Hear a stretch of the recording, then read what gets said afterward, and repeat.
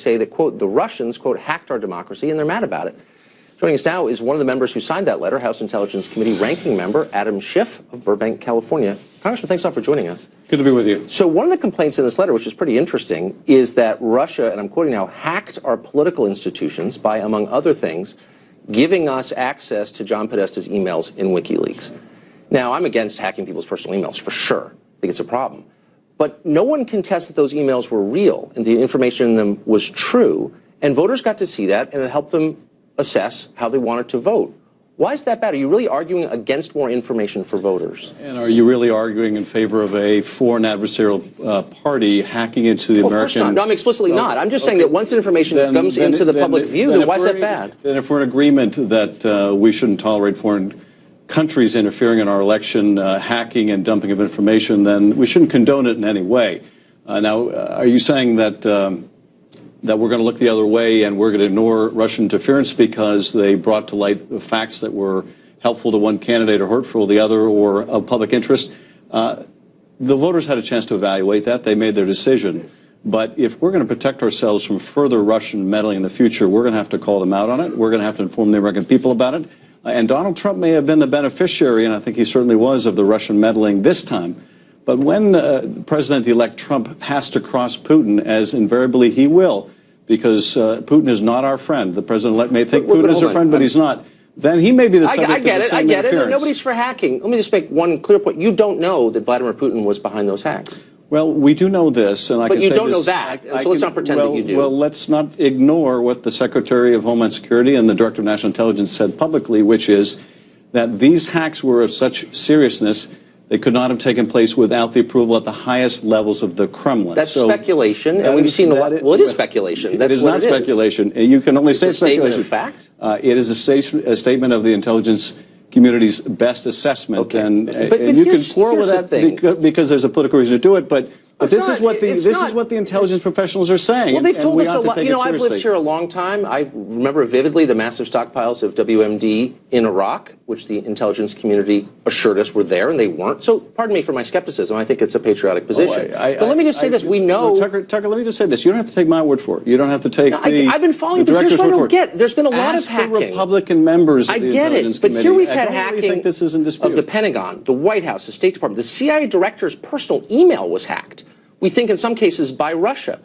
I don't remember you holding a press conference and saying, hey, Obama administration, your cybersecurity is pathetic. In this letter to the president, you don't mention the fact that American cybersecurity is inadequate, that the administration is partly responsible for allowing these hacks to happen. Why don't you mention that? You haven't been watching the opening hearings. I have. I don't think you have, because if you had, you would see me pressing the administration on the failures to protect our data, like the OPM hack, taking issue with the level of our cyber protection, which is wholly inadequate. You wouldn't see the statements I made in connection with the intelligence authorization. Then why not mention it in this letter? Because this letter was about Russian meddling. And if you don't think that's significant, that a power that is an adversary of ours, that's bombing civilians in Syria right now, that's invading its neighbors, is also interfering in our political processes, as well as our allies. But if you don't think that's serious, it's hard for me to imagine you are in the same party as Ronald Reagan. I'm confused by what you're alleging. So you're saying that you believe the Russian government hacked John Podesta's emails and that voters knew too much, okay?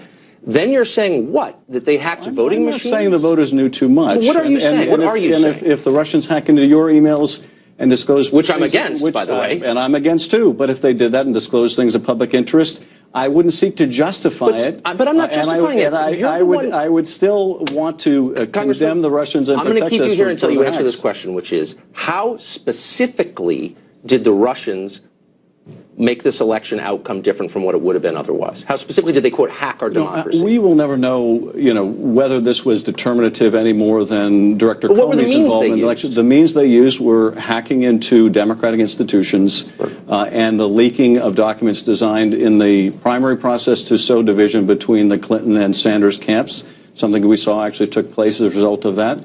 And then in the general election to attempt to discredit Secretary of State Clinton in a way that would harm her and would help Donald Trump. How did they do that? Well, it was pretty obvious, wasn't it? They hacked, they released documents that were real.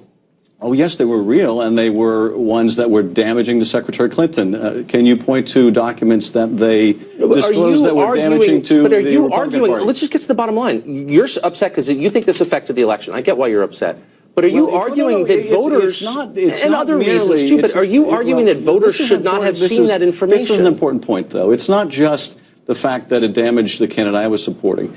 All Americans, Democrats and Republicans, and particularly, you know, of the party of Reagan, ought to be concerned when we have Russia interfering in our political affairs. But are you arguing that voters should not have had the right to see that information? If you could take it back, would you say voters, you're not allowed to see that information? Well, I would say that we ought to stop Russia from doing this. Now, whether the press should publish the information or not, do you think they should? That is a different question. I think that there are some cases where the public interest is so great they should publish. But I also think, and this was an issue I took with the press during the campaign, that when they do publish information that the Russians have hacked and the Russians want us to see, they ought to inform the public of the provenance of those emails. But they don't know it, and neither do you. Oh, you don't know that. You don't know that the government. I think it's really irresponsible for you to say you know that the Putin government did this. You know what is irresponsible, Tucker, for you to make that claim without looking at the evidence, and more importantly, you can't say that you know the Putin government did that. More importantly, for the president-elect today, to say that he doesn't know whether the Russians. You're on the Intel Committee. Let me just ask you one final question. Can you look right into the camera and say, I know for a fact the government of Vladimir Putin was behind the hacks of John Podesta's email? Absolutely. The government of Vladimir Putin was behind the hacks of our institution and the dumping of information. Of John Podesta's email. Not only in the United States, but also in Europe. Okay, you're not. You know what? You're dodging. And Tucker, no, look and say, I know they did. John Podesta's emails. They hacked those. And I think that Ronald Reagan will be rolling over his grave at your carrying water for the Kremlin. I'm not carrying water for the. You're a sitting member of Congress on the Intel Committee, and you can't say they hacked. You're gonna have to move your show to RT Russian television because you know what? This That's is perfect. Just so this is beneath your office because it's so dumb and you're being duplicitous. I'm asking you, did they hack Podesta's emails? And you can't say it. Insults like that, Tucker. You just said I was carrying. You said I was carrying water for Putin. That's pretty hilarious. You know, when you essentially are an apologist for the Kremlin, that's what you're doing. I'm going to one last time, Congressman. Look into the camera and say they hacked John Podesta's emails. We know for a fact that Putin's government did that. You can't, and you know you can't, and you're hiding behind weasel words. I just said that say they hacked John Podesta's emails. Russians. I'm not going to be specific as to Oh, because you don't know it. That's why. All right, done. One. You don't know it, and you're alleging it without any evidence, and it's wrong. You're ignoring the evidence because you don't care. The fact that it helped the Republican candidate is all you need to know. Apparently. That's totally false. I just think if you're going to make a serious allegation about an actual country with an actual government, you ought to know what you're talking about, and you don't. I think that you ought to accept. I got to go. I'm taking cash from Putin now. I'm on RT. Republicans on the Intelligence Committee have seen for a fact. If you could say it, you would, and you can't, and you know that. If you're willing to be in denial about this because it suits a Republican-elect president. Okay, whatever. You can blather on all you want, man, but I gave you a chance to state it clearly, and you wouldn't, which tells you everything you know. You, all right. Or our president-elect. Okay. Not very much, apparently. I appreciate that, Congressman. And now I need to take a call from Vladimir Putin, so I'm going to put you on hold for 1 second, do this tease.